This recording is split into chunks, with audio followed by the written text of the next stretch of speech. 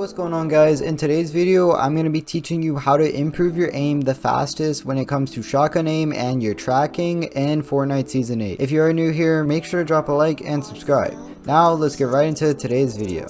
Alright guys, so the first step of improving your aim is something a lot of people don't think about at all, and this is actually slowing down your sensitivity. If you are playing on a higher sensitivity or something that you cannot control, this is limiting your aim and is probably the reason you have terrible shotgun aim or AR aim. So what we're going to do is actually just reduce our sensitivity or drop it down a couple notches. What I did about a week ago was I was playing on 1600 DPI, 8% sensitivity, which is extremely fast, and I wanted to lower it because my aim was actually pretty terrible. So what I did was I dropped it down 2%. I went from 8% to 6% 1600 DPI, and I can control my sensitivity way better now, and it allows me to actually aim while in the box. This is extremely important if you are trying to improve your aim, and it's honestly the first thing I recommend you guys to do. A lot of you guys are brainwashed into thinking that if you're trying to improve your aim, not to change your sensitivity, but this is the direct opposite of what you should do. You should change your sensitivity if you're having bad aim.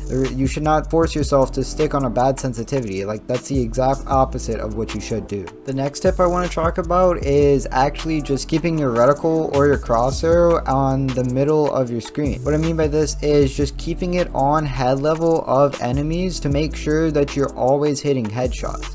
I started doing this when I was in the box with people, and I found out that my aim improved a lot, and it makes it much easier to actually aim if all you're doing is just moving your crosshair just a little bit so that you can finally hit the headshot. So you guys need to try to slow down, keep your reticle right there on the head level when fighting or box fighting, and then just hitting the headshot. This makes it much easier to aim when you're in the box with somebody, or if you're just trying to hit a headshot in general. And the last tip I want to talk about is actually just making smaller edits. When you make smaller edits, you don't have to move your mouse or your reticle as far to the actual enemy. Say if you make a window edit, all you have to do is shoot through that window, so it gives you a smaller space to actually hold yourself accountable for hitting that shot. But if you make a big top edit, then you have to actually look, see the enemy, and then line up the shot. As if for a window edit, all you're going to do is keep your reticle right there on that window. You're not going to have to move it around as much. This is why if you make smaller edits, you'll actually be much more precise and accurate when it comes to box fighting.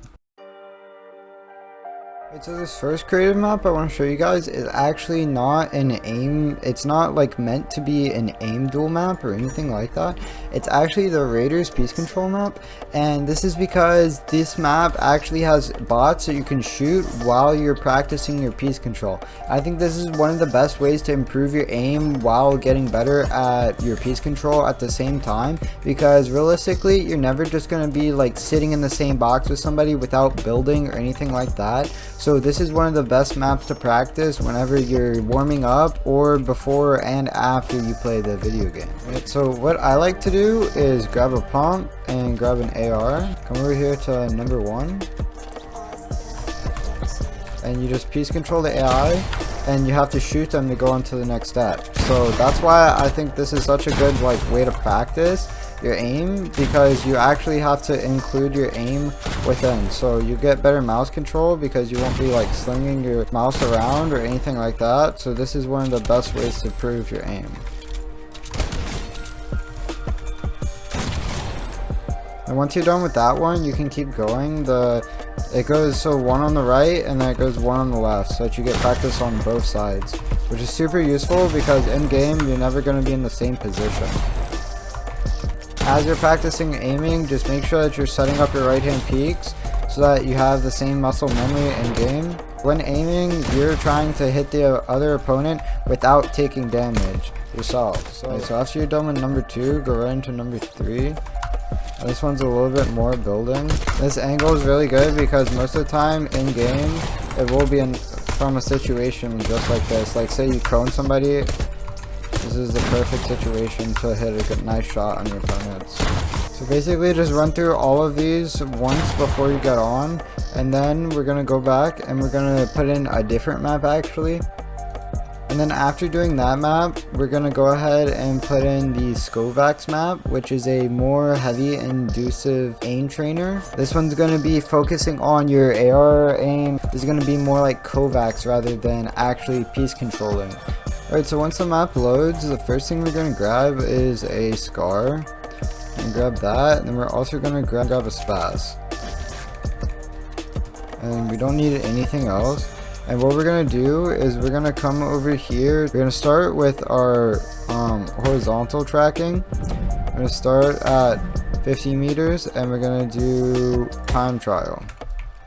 And this one, you're just going to track the zombie. And you want to focus on having that smooth aim. See if you can kill the zombie.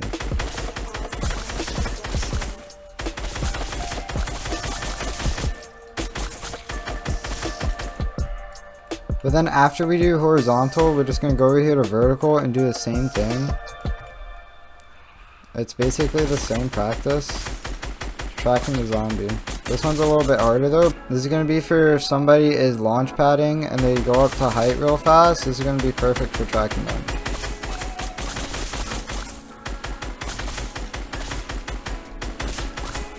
Alright, so after playing horizontal and vertical, the next thing we're going to do is hit popcorn, 100 HP, and then 360. We're going to do time trial.